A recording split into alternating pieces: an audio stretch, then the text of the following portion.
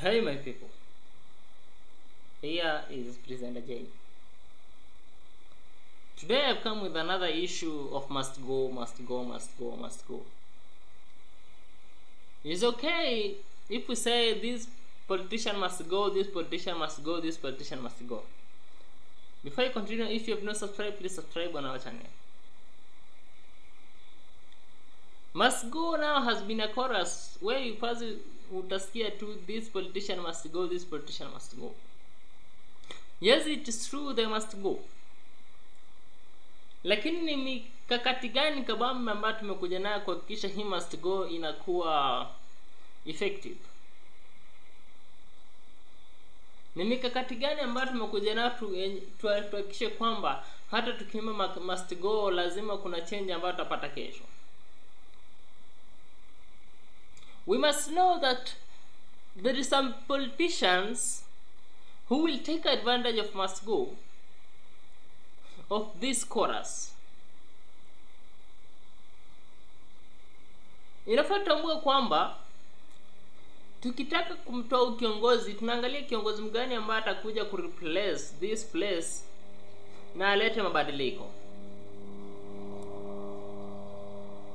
Sisemi kwamba the current politicians should remain, no. Sisemi hivyo. Yes, I know we are tired.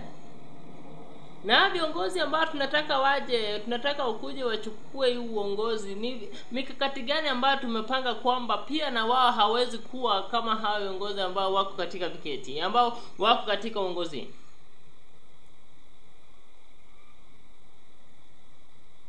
Kwa sababu mtu akikuja leo you never know kisha atakuwaje. Ni mikakati gani tumepanga ambayo tunahakikisha kwamba huyu kiongozi na akiingia kwa kiti kwamba naye hawezi kuwa kama kiongozi ambaye amepita.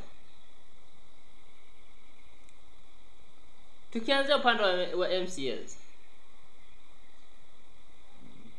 Wananchi wenyewe mko na uwezo wa control the MCA, lakini ni ile amna ile umoja.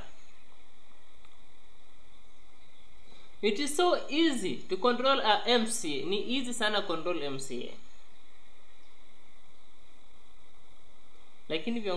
Lakini wananchi wenyewe ndio hawajaungana kucontrol MCA.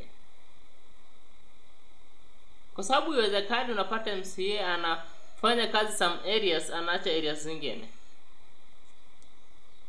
Inafaa mkuja na mikakati kibamba ambayo mnajua kwamba huyu MCA tukimchagua ni hii atafanya, ni hii atafanya. Si kutuletea promises nyingi ambazo hizi kamilisha.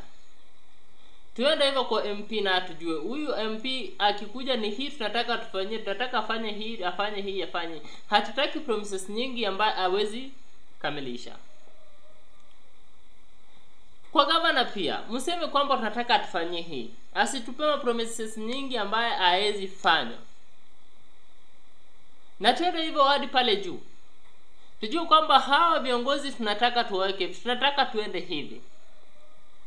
Tujue ni namna gani ambao wataleta maendeleo. Si kuleta maendeleo ambao wanafaidi watu chache wanaacha watu wengine. Si kuleta maendeleo ambao watu wachache ndio wana benefit. Si kukuja up na agenda ambazo ni watu wachache wata benefit.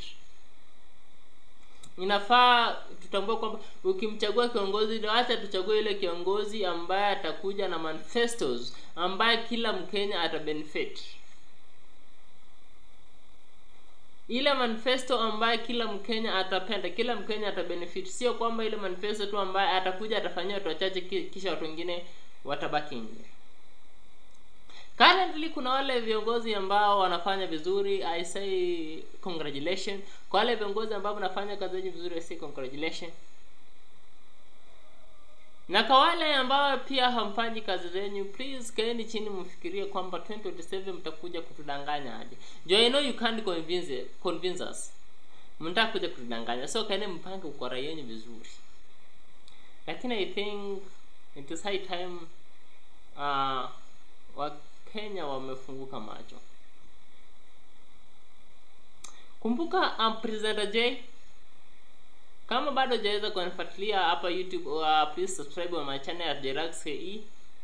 na pale TikTok Jelax1 ora John Wekesa John Onyonyi. Subscribe zote mbili, ukifollow zote mbili, ndaweza kushukuru sana. Thank you.